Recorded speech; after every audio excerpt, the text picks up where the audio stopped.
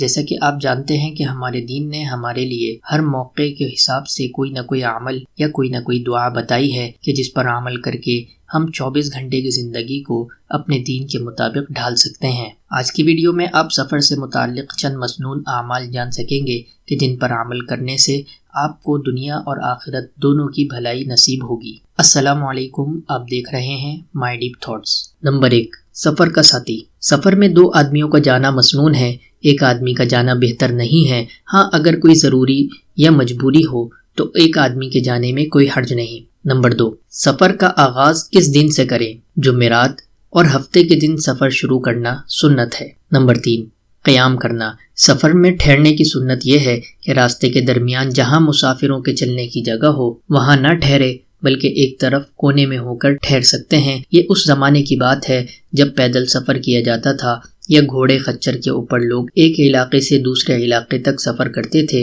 اس زمانے میں لوگ بیچ راستے میں سو جائیں، اس سے پرہیز بتایا گیا ہے۔ نمبر 4، فوراً واپس لوٹ آنا۔ رسول کریم صلی اللہ علیہ وسلم نے ارشاد فرمایا، جس مقصد کے لیے سفر کیا تھا جب وہ حاصل ہو جائے تو واپس لوٹ آئے، بلا ضرورت سفر میں نہیں رہنا چاہیے۔ نمبر 5، گھر واپسی کی اطلاع دینا۔ اگر کہیں دور سفر پر گئے ہو تو اچانک گھر نہ چلے جائیں، بلکہ پہلے آنے کی خبر دیں اور پھر کچھ ٹھہر کر جائیں۔ اگر رات کو تاخیر سے واپس آؤ تو رات ہی کو گھر نہ چلے جاؤ، بلکہ کہیں قریب ٹھہر کر صبح کو گھر جاؤ۔ لیکن اگر گھر والوں کو آنے کی خبر ہو اور وہ لوگ انتظار میں ہوں تو رات ہی کو جانے میں کوئی حرج نہیں ہے۔ یہ طریقے سنت کے ہیں جن پر عمل کرنے سے دنیا اور آخرت کی بھلائیاں ملتی ہیں۔ نمبر 6، گھر سے پہلے مسجد جانا۔